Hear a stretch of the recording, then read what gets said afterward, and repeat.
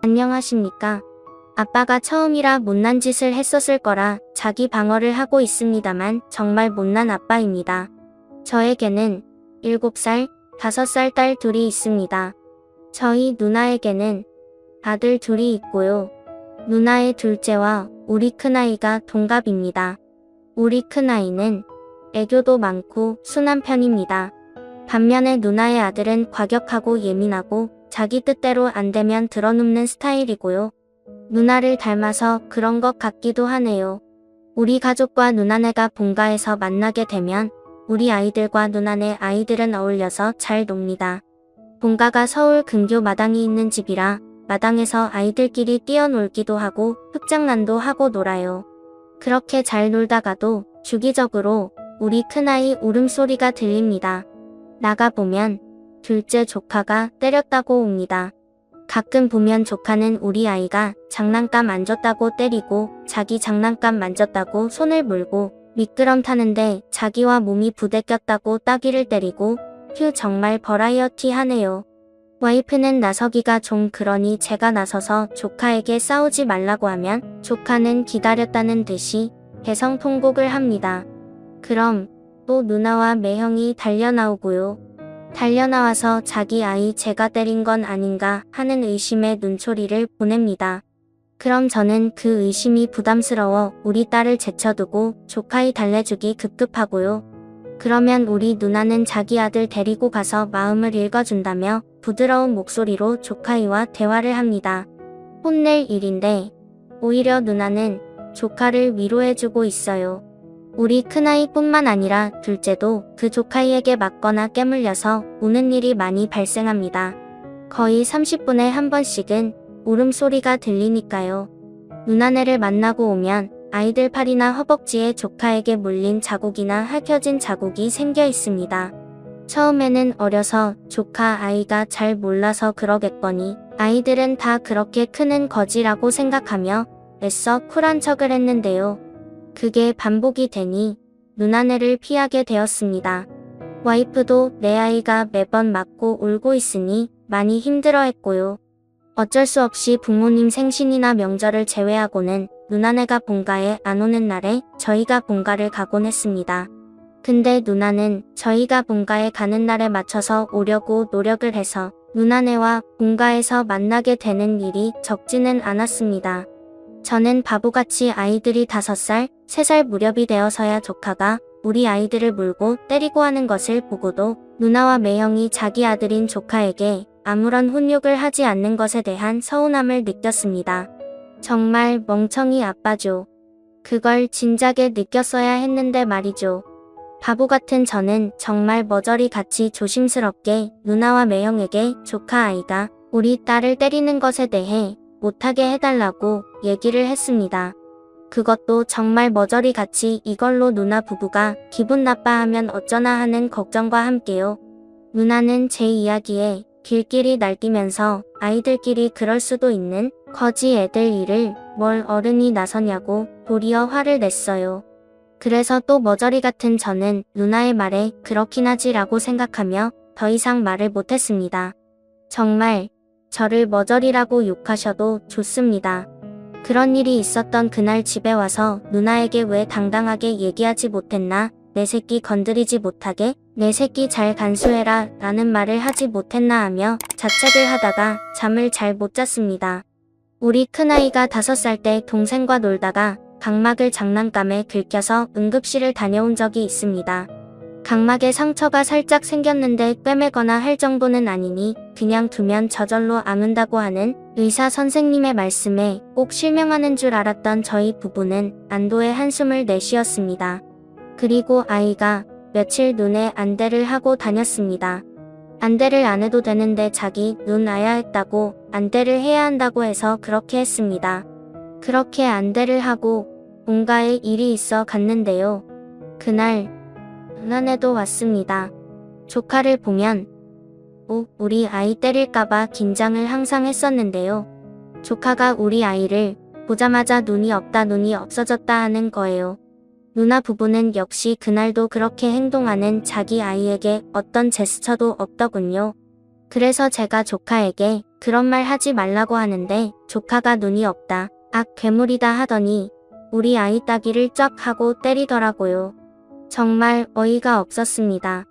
그래서 저는 순간 이성을 잃었는데 누나가 조카를 확 안고서는 구석으로 데리고 가서 또 특유의 마음 읽어주기를 하더라고요. 조카가 우리 아이는 눈 없는 괴물이라서 자기가 무찔러준 것이라고 하니까 저희 누나는 그랬구나. 그래서 때린 거구나 이러고 있었습니다. 이젠 안 되겠다 생각했습니다. 순간 제가 이성을 잃기도 했고요. 그래서 조카 마음 읽어주기를 하고 있는 누나를 일으켜서 돌려세운 다음 싸대기를 힘껏 때렸습니다. 짝소리라기보다는 헉소리에 가까운 소리가 나더군요. 제가 이성을 잃어서 풀파워가 나갔던 것 같아요. 누나는 휘청하더니 뭐 하는 짓이냐며 소리를 지르더라고요. 그래서 제가 누나에게 아이를 정신인상자로 만드는 괴물을 무찌르려고 하는 거라고 했습니다. 그랬더니 누나가 오만 쌍욕을 다 하더군요. 큰 소리에 우리 아이들이 저에게 울면서 다가오는데 와이프가 아이들을 중간에 가로막더라고요. 아이들 신경 쓰지 말고 제가 하고 싶은 대로 다 하라는 와이프의 메시지 같았습니다.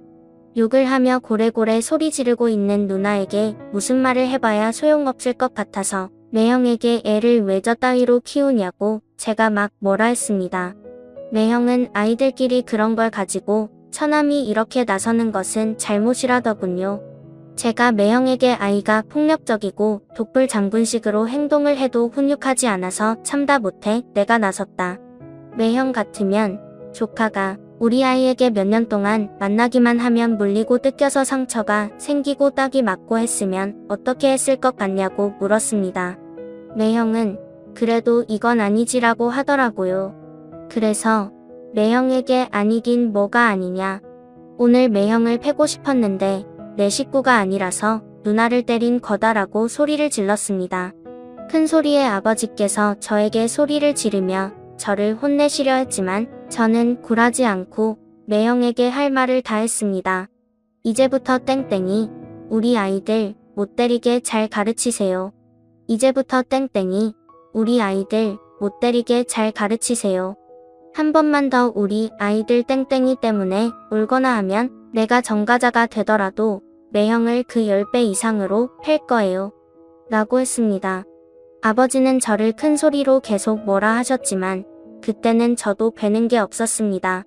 그렇게 큰 소리가 오가다가 매형은 누나와 아이들을 데리고 집으로 돌아갔습니다. 저는 아버지와 어머니의 꾸지람을 듣는데 나중에는 저에게 빠른 시일 내에 누나 부부에게 사과하라고 하시더군요.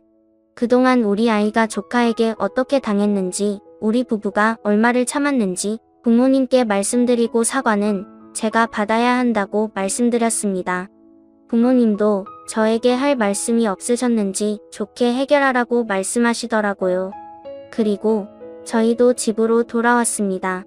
다리가 풀려서 운전을 못할 것 같아서 와이프에게 운전을 시키고 저는 아이들과 뒷좌석에 탔습니다. 카시트에 앉혀야 하는데 카시트를 빼버리고 뒷좌석에 아이들과 앉았습니다. 그리고 아이들을 안고 그동안 머저리 아빠였던 것이 미안해서 한없이 울었습니다. 아이들은 저에게 아빠 괜찮아 하고 물었는데 아무 대답도 못하고 울었습니다. 그리고 집에 와서 아이들 씻기고 재운 뒤에 와이프랑 맥주 한잔 했습니다. 와이프는 오늘 제가 한 행동 잘못 아니라고 위로해 주더라고요. 그 말에 왜 진작 우리 아이들을 지켜주지 못했나 하는 미안함에 또 울었습니다. 그리고 조카가 우리 아이를 때리고 뜯어놓고 하는 것을 시작했을 때부터 제가 큰 소리를 냈으면 더 좋았을 걸 하는 후에 아이들에게 미안해져서 또 울었습니다. 누나 부부는 깨물리고 뜯겨서 아파하면서 우는 자기 조카보다 자기 아이의 감정을 읽어주는 것이 더 시급한 사람들인데 뭐 한다고 제가 그 사람들 기분 상하지 않도록 노력을 했는지도 모르겠고요. 누나와의 관계를 걱정해서 아이들을 희생시키지 않으렵니다. 앞으로 강한 아빠가 되렵니다. 제가 혹여라도 잘못된 행동이 있다면 여러분들께서 알려주시기 바랍니다. 질책도 달게 받겠습니다. 이렇게 털어놓고 나니 후련합니다. 두서없이 쓴 글 끝까지 읽어주셔서 감사합니다. 스니님과 비슷한 상황에 처해본 경험이 있으셨던 분들 많으실 거란 생각이 드네요. 미리 대처하지 못한 것은 그야말로 아빠가 처음이라 그런 것이니 너무 자책하지 마시고요. 스니님 잘못하신 거 하나도 없습니다. 아이들 예쁘게 지켜주시며 행복하게 사세요. 다음 사연입니다. 저는 올해 34살 된 남자로 여자친구와 결혼을 앞두고 있는데 답답한 마음에 조언을 구하고자 글을 씁니다. 저는 사춘기 시절 반항심 때문에 학교를 자퇴하는 큰 실수를 저지르고 18살 때부터 사회라는 곳에서 돈을 벌었습니다. 20살 때까지는 그런저런 알바를 하고 20살부터는 기술을 배워서 현장에 나가 돈을 벌고 그 기술로 군대도 산업기능요원이라는 군대 대신에 가는 곳에 취직하여 돈을 벌 수 있는 곳으로 가서 그렇게 몇 년 동안 장사를 시작하여 지금까지 한 푼도 안 쓰고 운 좋게 장사도 잘 되어서 제법 큰 돈을 만지게 되었습니다. 그리고 제가 한 푼, 두 푼 열심히 모은 돈과 약간의 대출을 받아 시외곽 지역에 5층짜리 원룸을 지었고요. 그렇게 4층까지는 세를 받고 5층은 집 하나가 한 층 전체를 쓰고 있고 그 집은 제가 혼자 쓰고 있습니다. 40평이 좀 넘습니다. 그런데 문제가 생긴 게 3년 전에 만난 여자친구하고 이번에 결혼을 하기로 하였는데 다른 문제들은 다 순조롭게 진행이 잘 되는데 집 문제에 자꾸 트러블이 생깁니다. 여자친구는 원룸을 팔고 그 돈으로 주상복합 아파트를 구하자고 저는 어차피 부모님은 따로 살기로 하셨으므로 그 집은 둘이서만 살고 또한 아이가 태어나더라도 충분히 큰 집인데다가 제 20대 시절을 정말 열심히 피땀 흘려가며 이룬 것인데 팔고 싶지도 않고 왜 팔아야 되는지 이유도 모르겠고 또한 다달이 월세가 나오는 보장된 수입인데 정말 이해가 안 가더라고요. 4개월 전에 프로포즈하고 양가의 인사는 다 드렸습니다. 모든 준비가 순조롭게 진행된 상태에서 생각지도 못한 저 집 문제가 생기니까 사람 정말 미치고 활짝 뛸 노릇이네요. 덕분에 정말 많이 싸우고 어르고 달래고 이야기도 나눠보았지만 지금까지도 답이 안 나오는 상태입니다. 저희 부모님은 당연히 팔지 않기를 바라시고 여자 쪽 부모님은 대놓고 말은 안 하시는데 은근히 뉘앙스가 자기 딸이 원하는 대로 해줬으면 좋겠다라고 하시네요. 주변 친구들에게 조언을 구하기도 했습니다. 다들 저보고 미쳤다고 하네요. 이런저런 주변 사람들 얘기를 전해줘도 싫다고 합니다. 자기는 그런 집에서 꼭 살고 싶대요. 아, 그래서 마지막으로 여기다 글 남기고 한 번 더 이야기를 나눠도 진전이 없으면 헤어지려고 합니다. 헤어지는 게 답이겠죠? 많은 글들을 주셔서 감사합니다. 어제 저녁에 만나서 이런저런 이야기 많이 했습니다. 왜 꼭 주상복합이어야 하냐? 그 집이 나에겐 어떤 집인지 잘 알지 않느냐? 그럼 저 집은 새로 돌리고 대출서로 조금 더 받아서 반반해서 가자 뭐 등등. 결론을 말씀드리자면 그만하기로 했습니다. 막상 헤어지자고 하니까 왜 그런 말을 하냐면서 따지긴 하더라만 애초에 글을 올릴 목적이 해결책을 바란 것도 아니고 헤어지기로 마음먹었고요.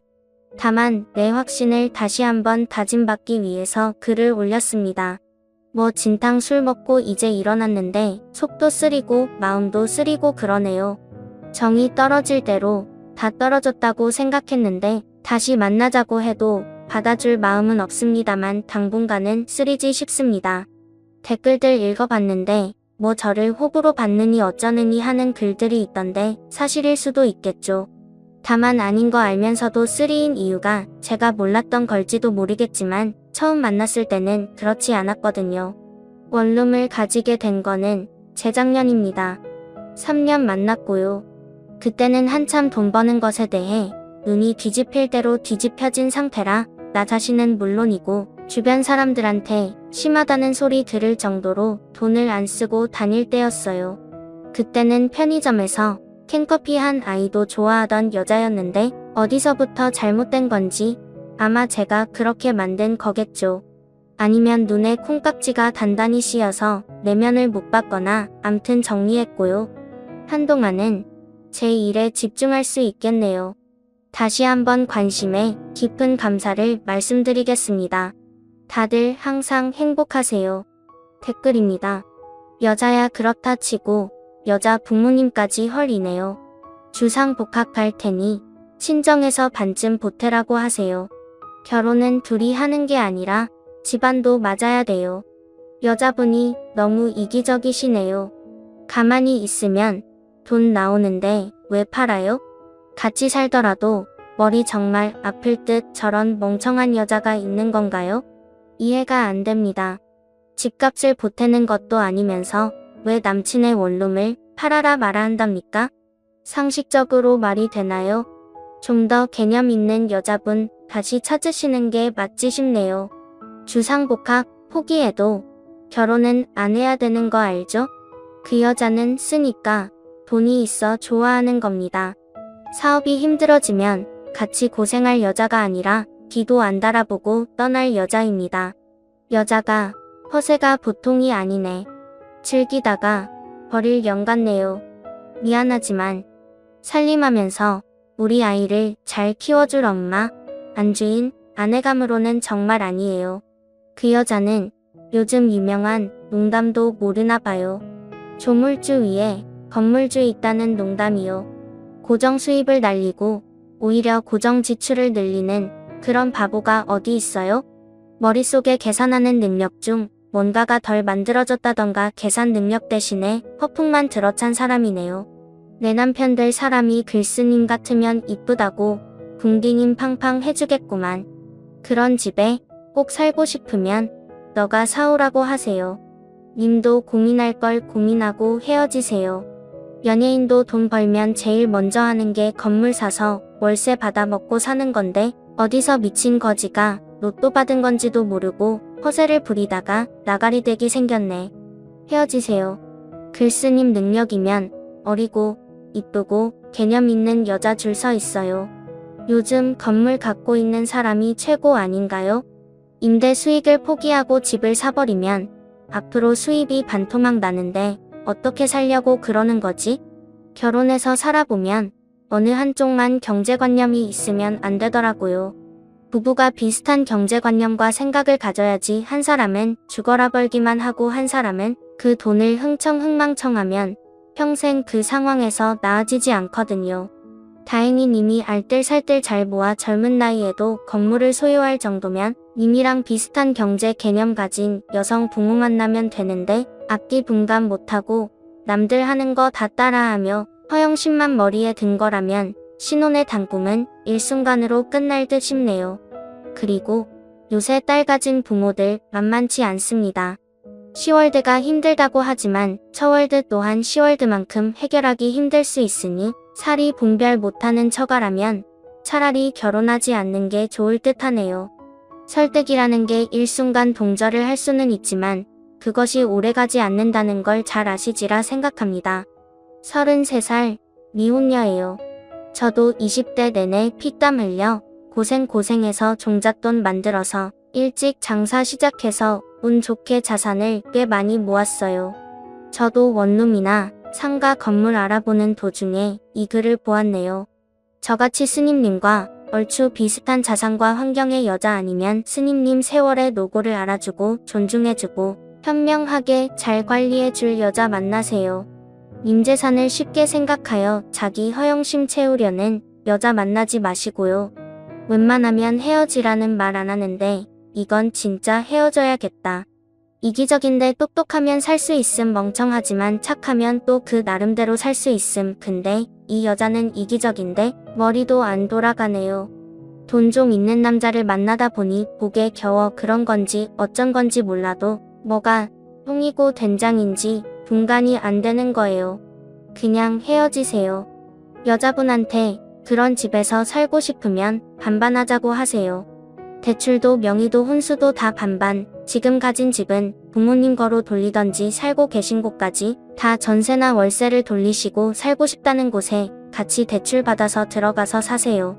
아무리 생각해도 여자가 생각이 없네요. 왜 그런 사람을 만나시는 건지. 대박 현실감 없는 사람인가?